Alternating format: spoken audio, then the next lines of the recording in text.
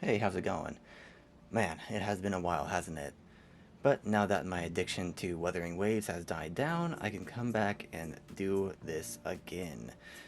I've decided to implement a very simple grading system for the bootleg figures that I will be reviewing from now on.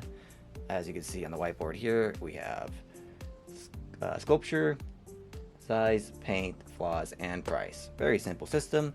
The sculpture is honestly kind of vague, but it's going to be the overall pose, the overall shape of the figure, and the overall sculpture or sculpt of the figure.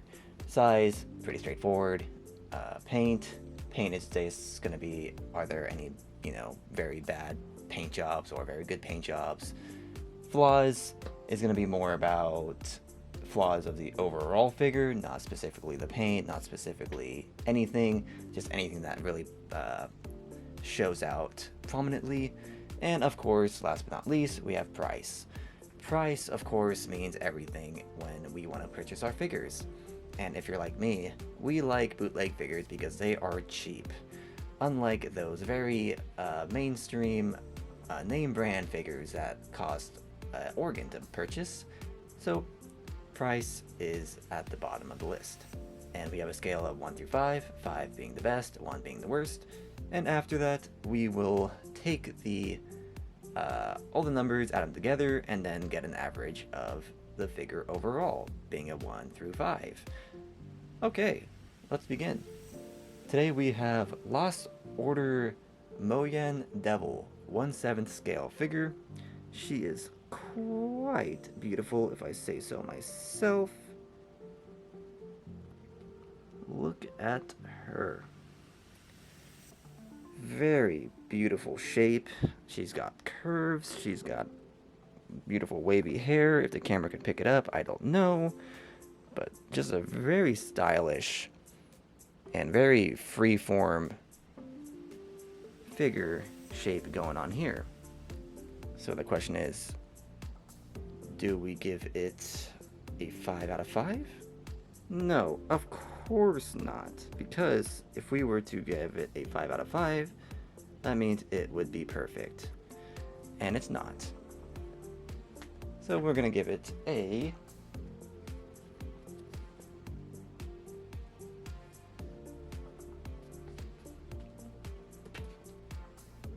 4. I think that deserves a fantastic 4. It is very beautiful. I love this shape. I love the sword. How it goes behind her like that. The free-forming hair. We got the butterfly on her hand there. Wonderful stuff. Next, we have the size. This figure is 26 centimeters tall, or us Americans, 10 inches tall, which is a fantastic height for a figure. For what it is, I always like bigger. Bigger is better when it comes to figures, in my opinion. But this isn't a very opinionative review. This is more of an objective review. So as far as size goes, for what it is, yep. I think that deserves a 5 for what it is. For the 1/7 scale, it's hard to give it anything other than a 5. It is a fantastic size for it. Next, paint. Paint is a very important one for me personally. A bad paint job just ruins a figure overall. In my opinion, some people could look away, and also some cases if the figure looks dirty, or you might think it has paint on the legs or on the skin in general, it could just be dirt and could be wiped off. But if we could zoom in quite closely here, there's not, the paint looks really, really good. Like the line work is good. There's no over painting over the lines. Everything looks like it's in order. I don't know if you can see the design on the corset there. It looks quite nice. Pretty cool little details. All the straps are black as they should be. No black on the clothing, no black on the skin. Now the question is, what number shall we give it? Oh, this is tough. You know, we have to really take into consideration that these are bootlegs that we're reviewing here. And that means we have to really consider lowering the bar. I think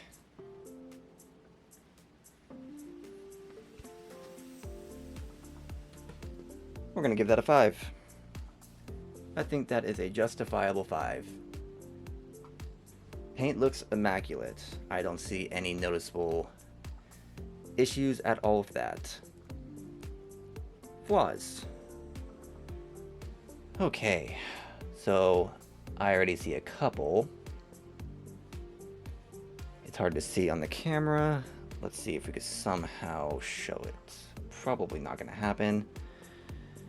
Yeah, it's too dark, I think. Yeah, well, there is scratching on the base. Pretty base, by the way. For a bootleg, a base has like names and designs on it. Big +1, not even hundreds of dollars worth of figures have decent bases. A lot of them are bland, so that's a big +1 for that. One flaw on the base. Oh man, I can't tell if this is a paint. No, that's not paint.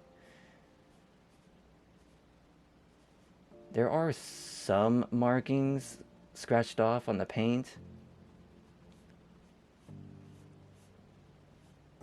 And also, we see on the thigh here, there is some scratching. So, far from perfect. A couple of flaws, but nothing that stands out aggressively. I think that deserves a 4 out of 5. I don't see why it would get any less than that. Especially with some figures I've seen in the past, flaws can be very, very bad. Some scratches here and there are not a big deal for bootlegs. Price. Oh, the infamous, last but not least, price. The most important factor when we browse our figures online. This figure cost $18.70 before tax. By no means a bad price. It's not super cheap, but it's definitely not super expensive. $18 for this figure.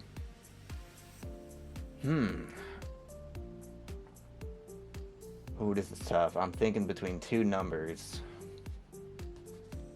It could be better, it could be worse. Okay, after tax it turns out to be $20. I think we're gonna give this a... Yeah, I think I should. I've seen some very cheap figures. 3 out of 5. $20, you know, that's a good chunk of money for some plastic that sits on your shelf for the remainder of his life. So we'll give that a 3 out of 5. Okay. So, I would say overall, this was a very good figure. Let's look at our average here. 4 for sculpture, 5 for size, 5 for paint, 4 for flaws, and 3 for the price. That gives us a point value of 21. Let's divide that by 5, the number of categories, and we get... Oh. I'm surprised. Here it is.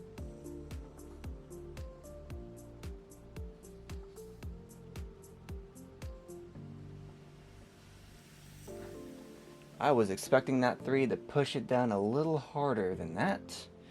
We got a 4.2 out of 5. Very nice. I think that is a very justifiable number for this figure.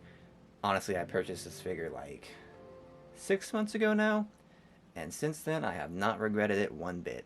Just a very beautiful gal with a very beautiful form, and I love her to death. That's the review. I'm going to get some very nice detailed up-close shots of her to really show off just how wonderful and beautiful she is. I will see you next time. Enjoy.